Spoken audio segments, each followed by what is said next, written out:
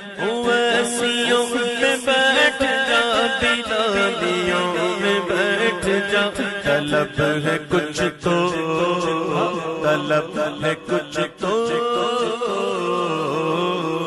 तलब है कुछ तो। अस्सलामुअलैकुम वरहमतुल्लाहि वबरकातुहू। मेरे प्यारे आका सल्लल्लाहु ताला अलैहि वसल्लम के प्यारे दीवानों और सिलसिला वेश्या के प्यारे मुरीदों, दुरूद पाक पढ़िए। अल्लाहुम्मा सल्ली अला सय्यदना मौलाना मुहम्मद व अला आलि सय्यदना मुहम्मद व बारिक वसल्लम सल्लल्लाहु ताला अलैहि वसल्लम। आप सरकार निजामुल हक साहब गाजियाबाद के पास दौलाना शरीफ के रहने वाले थे। सैयद नवाबी खानदान बहुत मालो दौलत, जमीन और जायदाद वाले थे। आपके वालिद साहब का नाम बरकत अली साहब था, जो कि खानदानी नवाब थे। निजामुल हक साहब पंजगाना नमाजी, रोजे, जकात, दीने इस्लाम के पाबंद थे, मगर कल्बी सुकून नहीं मिला। आप रात भर नमाजें अदा करते, तिलावत कुरान करते, जो शौक से दीने इस्लाम फैलाने का काम करते थे। आप हुजूर सरवरे कायनात से दुआ मांगते, ए बारी ताला, ए खुदा बंद करीम, मुझे तेरे दीदार की आरजू है।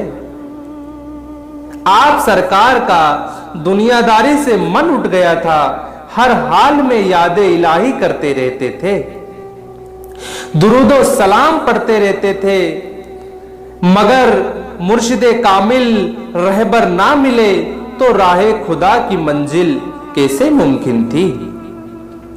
कुछ अरसे बाद सरकार को ख्वाब में नबी अकरम का दीदार हुआ और पीरो मुर्शिद का हाथ दिखा, जो रहनुमाई फरमा रहा था।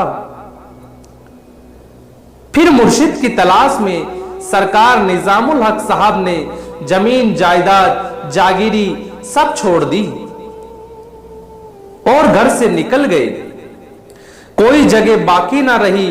अरब का रेगिस्तान, सीपी के जंगलात, काठियावाड़ के वन, बर्मा की पहाड़ियां, मक्का, मदीना, सब जगह मुर्शिद को तलाश किया। आपको फिर बहुत मुश्किलों से मुर्शिद कामिल हजरत मौलवी मोहम्मद गुल हक खान साहब रहमतुल्लाह ताला अलैहि का दीदार हुआ। रामपुर शरीफ में आप मुर्शिद का दीदार हुआ।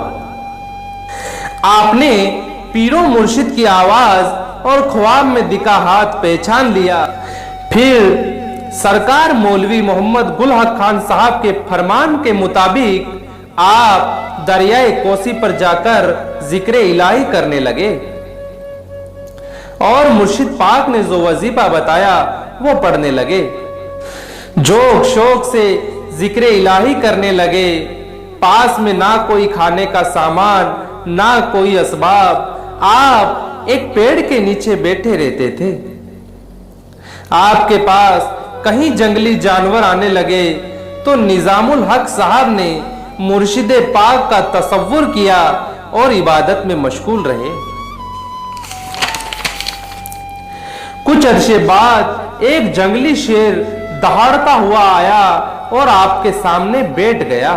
आपने जंगली शेर को देखकर फिर मुर्शिद पाक को याद किया तो गेबी आवाज आई, निजामुल हक, तुम्हारी हिफाजत के लिए ये शेर तुम्हारे पास आया है, ताकि दूसरे जंगली जानवर तुम्हें परेशान ना करे। जब आप सरकार को भूख लगती तो वहीं पर एक पत्तेदार बेल, जिसको शहदही के नाम से जाना जाता है, आप उसे तोड़कर पत्थर पर पीस कर खा लेते। कहीं बरसों तक आप सरकार निजामुल हक साहब ने दरियाए कोसी के किनारे, जहां खतरनाक से खतरनाक जानवर रहते थे, वहां पर कयाम किया और जिक्र इलाही किया।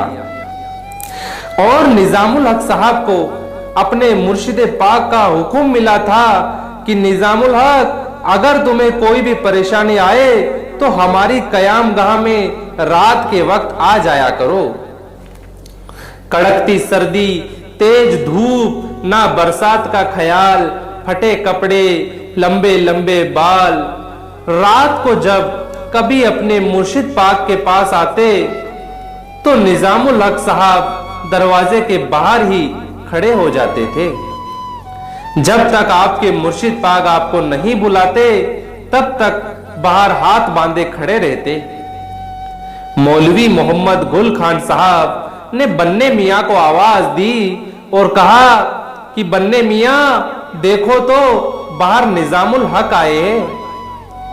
बन्ने मियां ने देखा, बिखरे बाल, फटे हाल, हाथ बांधे हुए दरवाजे से चिपके हुए खड़े हैं। फिर निजामुल हक साहब को अंदर बुलाया जाता। मुर्शिद पाक ने फरमाया, मियां तुम कब से खड़े हो, आवाज क्यों नहीं लगाई? निजामुल हक साहब ने जवाब दिया, हुजूर आप आराम फरमा रहे थे, मैं आपको भला कैसे आवाज देता। फिर पीरो मुर्शिद ने फरमाया, बताओ निजामुल हक कैसे आना हुआ। निजामुल हक साहब दरियाए कोसी पर जिक्र इलाही में आने वाली परेशानियों का जिक्र कर देते।